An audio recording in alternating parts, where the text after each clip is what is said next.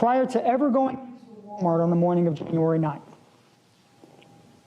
We know that he had obtained a bulletproof vest. Right? And this is where we start to intersect a little bit with his self-defense claim. Because if you're fearful of law enforcement, obtaining a bulletproof vest in the event that you want to surrender so that you're not killed during the surrender makes a certain amount of sense. Why do you, and not just one firearm, why do you need two firearms? And not just two firearms, why do you need an extended magazine so that you can carry more bullets with you? The evidence is clear that Mr. Loyd knew, well before he ever saw Lieutenant Clayton grocery shopping that morning, that if he came across a law enforcement officer who got in his way, he would kill them. And you all know from the video that that is exactly what he did.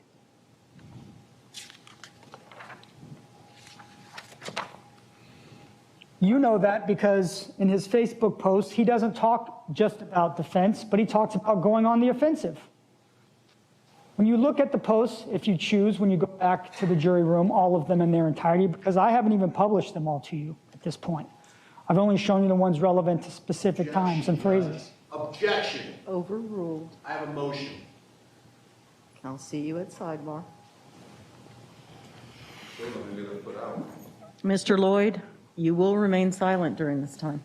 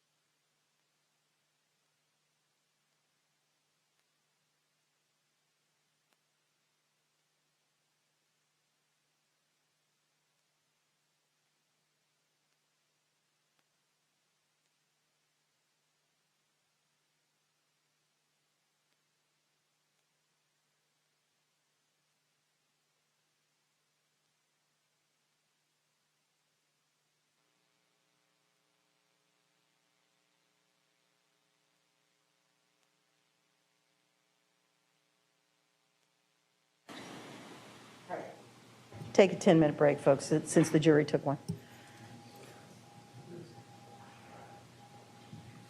Yeah, let me just make some.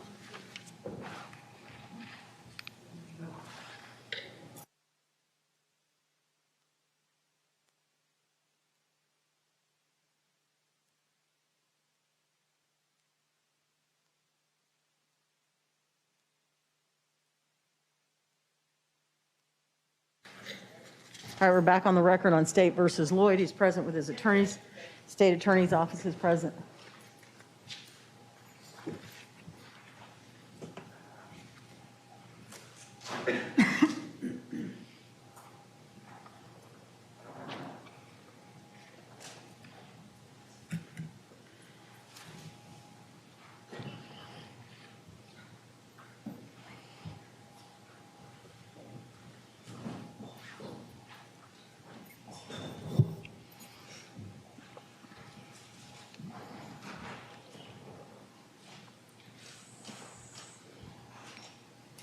State recognized presence of the jury.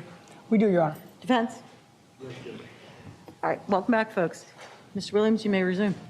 Thank you, Your Honor. Oh, wait. I believe where I left off was with the statement that when it comes to motive and intention to kill, his Facebook post tells the story that he was going on the offensive. And not just that he was doing that, but that the purpose for doing that. In the bottom right, one of the Facebook messages, he's talking about protesting. He's talking about the need for affirmative action, but he believes that that affirmative action is violence. So I said three things in regards to premeditation for the murder of Debra Clayton. We've talked about one of them, and that is his motivation to kill. So now we're going to talk about the circumstances surrounding the murder of Lieutenant Clayton itself.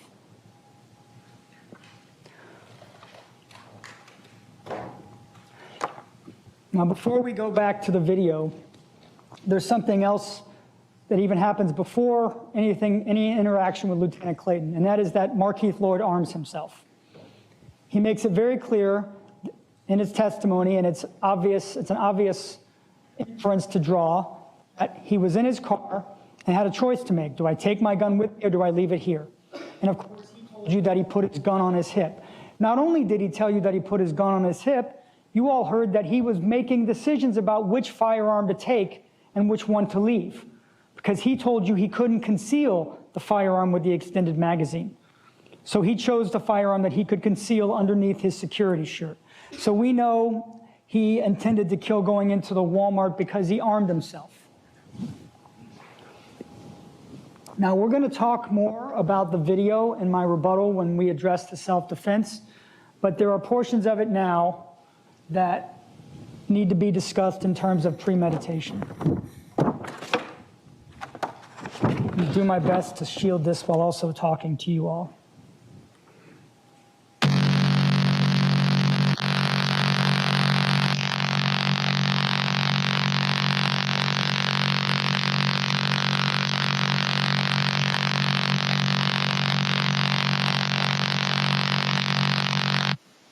Now, just that portion of the video illuminates, yet again, Mr. Loyd's attempts to use the evidence to support his theory as opposed to what the evidence actually shows. He told you that he ducked behind the car when Lieutenant Clayton pulled the firearm. And you can very clearly see on the video that immediately to his left was a pillar. The cart is here, the pillar is here, and he takes off immediately and runs to his left. He didn't duck behind the cart. There was no way to get behind the cart from where he was. And if he'd have gone to the other side of the cart, he'd have been closer to Lieutenant Clayton. We would submit to you that is a clear effort on his behalf to try to appear defensive and that he was in fear on the morning of January 9th.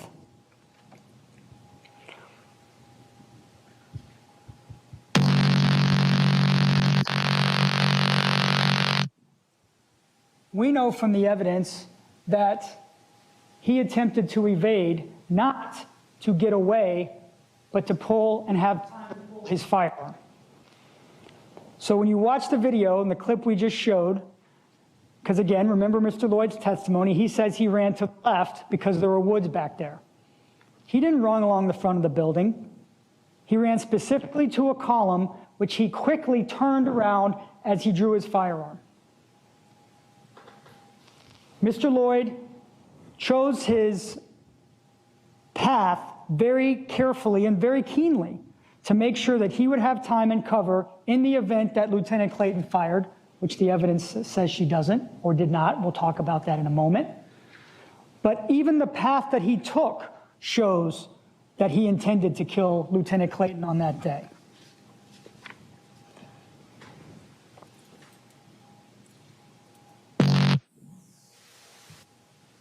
And then, of course, most obviously, Mr. Loyd did not stay behind the pillar.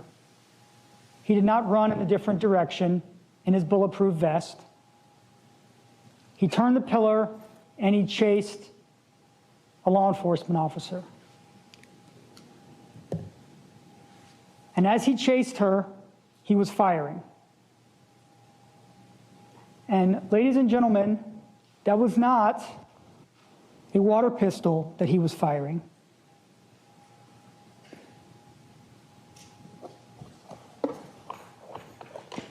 It was a loaded .40 caliber Smith & Wesson that he pulls and points, I'm not going to point, and has it fully extended, pointed at the back of Lieutenant Clayton.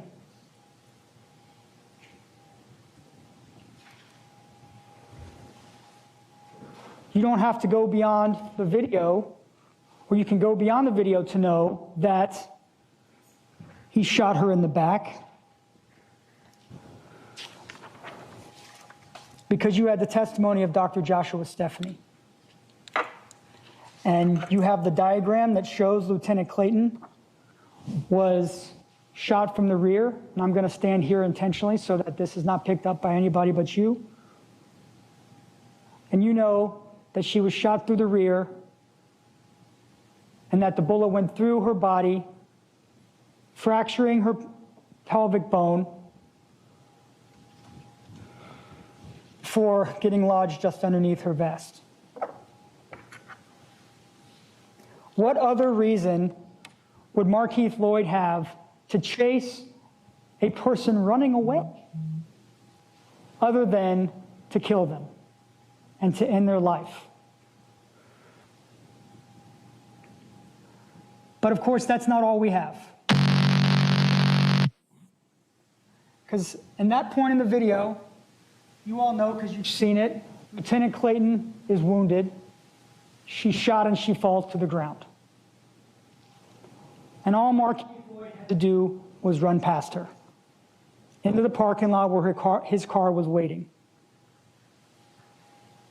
And what did he do? Instead of running past her to safety, or God forbid, turning and running the other way, a completely disabled officer on the ground, he went towards the danger. Because remember, Lieutenant Clayton is still armed. She's on her back, and she's firing to protect herself. And Markeith Loyd went towards where the gun was. Ladies and gentlemen, the only reason that he did that was because it was his full intention to end her life.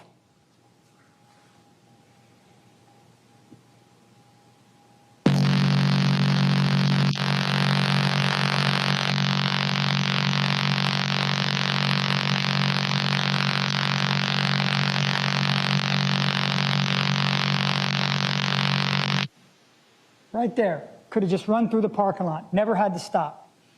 But instead he circles.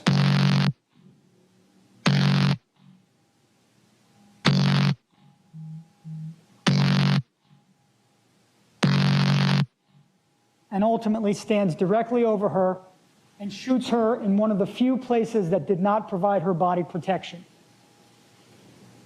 You heard the testimony from the defense expert, Mr. Robinson, who described the giant plate that was protecting her vital organs and her chest. And you can see on the video that he's standing directly over her. He chose to shoot her above the vest because it was his intention to end her life.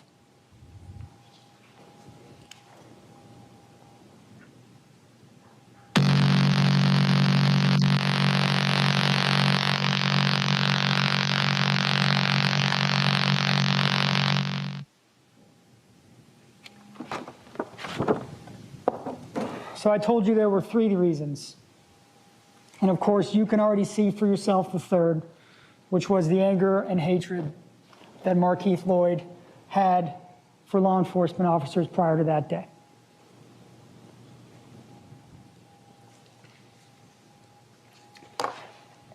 And you know, because you heard testimony not only from Mr. Loyd, but from the experts, that this was a hatred and anger that had been building for years. He blamed law enforcement for what was going on in the world to his people. And he used that anger and hatred to fuel his murder of Debra Clayton on the morning of January 9th. And I thought that Dr. Gamash's testimony was particularly enlightening in that we have open window into people's minds anymore.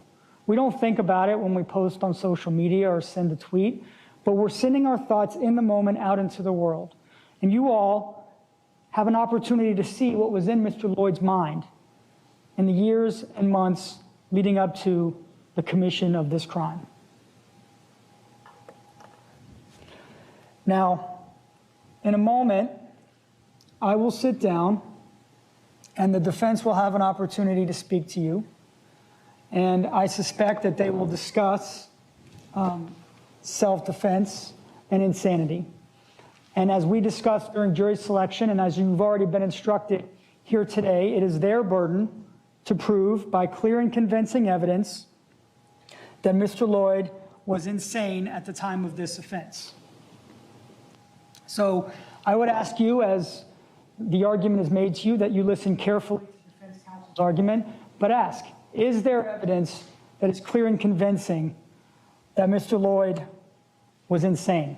Is it, to use the language of the instruction, precise, explicit, and lacking in confusion?